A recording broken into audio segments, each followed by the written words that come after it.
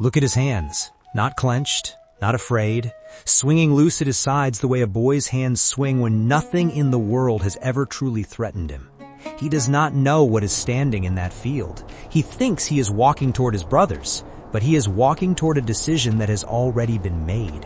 This is Dothan, a name that means nothing on a map, a field that looks like every other field in Canaan, and in a few hours, the most ordinary afternoon in the most ordinary place will become the hinge that the rest of this family's history turns on. We know how this field ends, right? You have felt the empty pit at the very start of this series, but you have never been standing in this field while it happens. Now you are.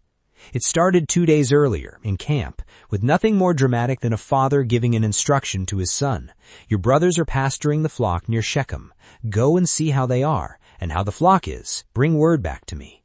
That is all it was, a patriarch checking on his sons, the kind of errand sent 100 times in a household this size.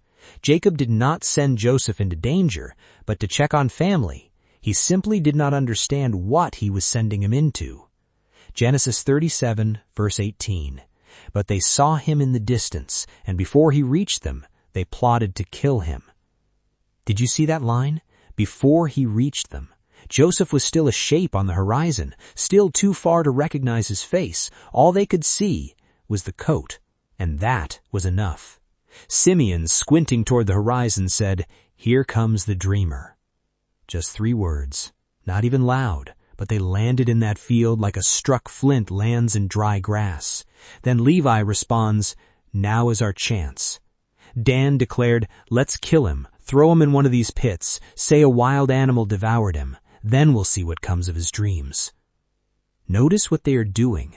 They are not arguing about whether to do it. They're already past that question.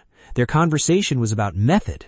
And this is what years of being overlooked, finally given permission to speak, sounds like. It does not sound like rage. It sounds like men finishing each other's sentences. Reuben was standing in that circle. He heard every word, and for once in his life, the man who reads rooms before he enters them did not have time to read this one. He had to step into it while it was still forming. Sharp, immediate, not pleading, but commanding. "No, let's not take his life. Don't shed any blood. Throw him into this pit here in the wilderness, but don't lay a hand on him," he said. Genesis records plainly that when Reuben heard this, he tried to rescue him from their hands. Tried to rescue. Not negotiated, not compromised for the sake of peace. He tried. But what the text does not say is what he was planning.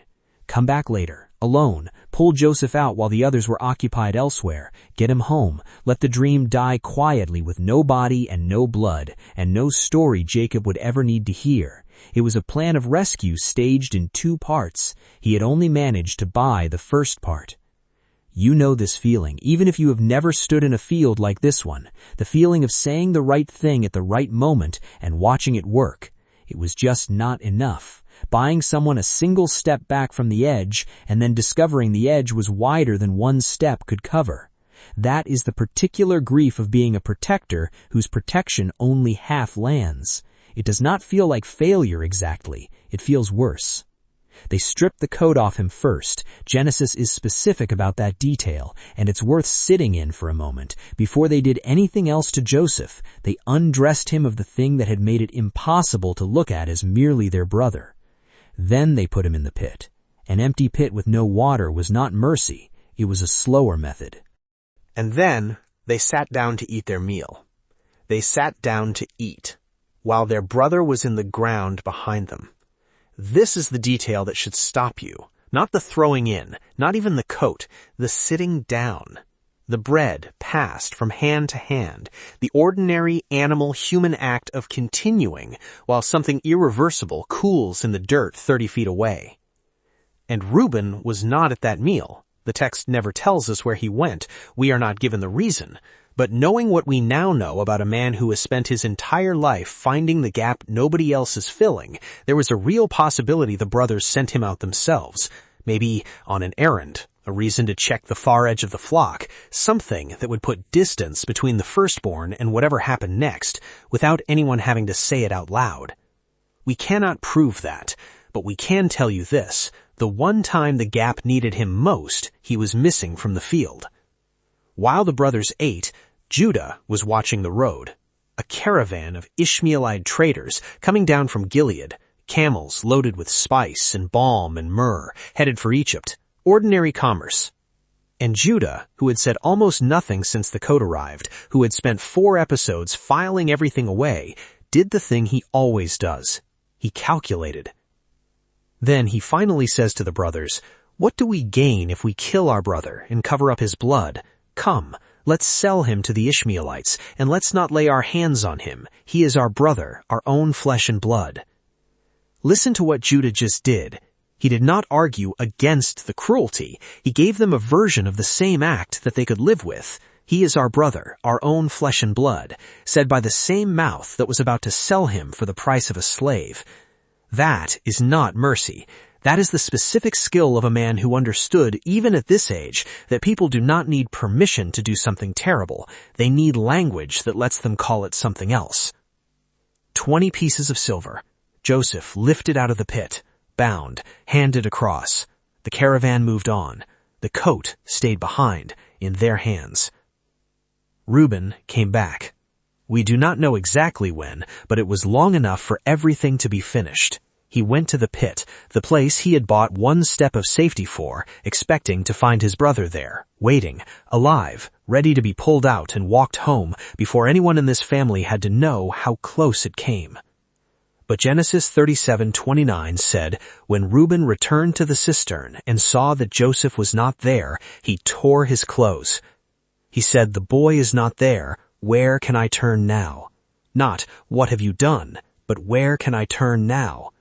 The question of a man whose entire plan depended on a window of time that closed while he was somewhere else trying to help.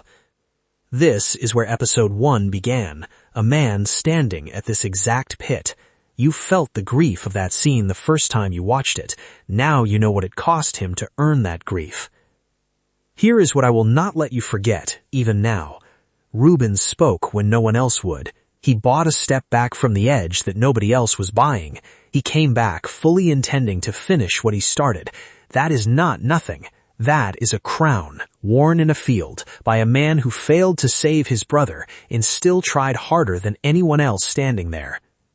A crown can survive a failure. It cannot survive what is coming next, because the brothers still have to go home.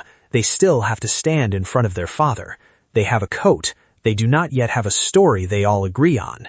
And somewhere between this field and that camp, 10 men are about to decide what they will tell the one person who can never be allowed to know the truth. When Jacob sees that coat, he will not weep quietly. He will tear his own clothes, the way Reuben just did. He will refuse comfort from every single one of his children, and he will say words that none of them are prepared to hear, words that will make Reuben understand exactly how much his father has already lost, and exactly how much more he is about to lose. Crowns in the Dust, the Reuben series, episode 6, coming next.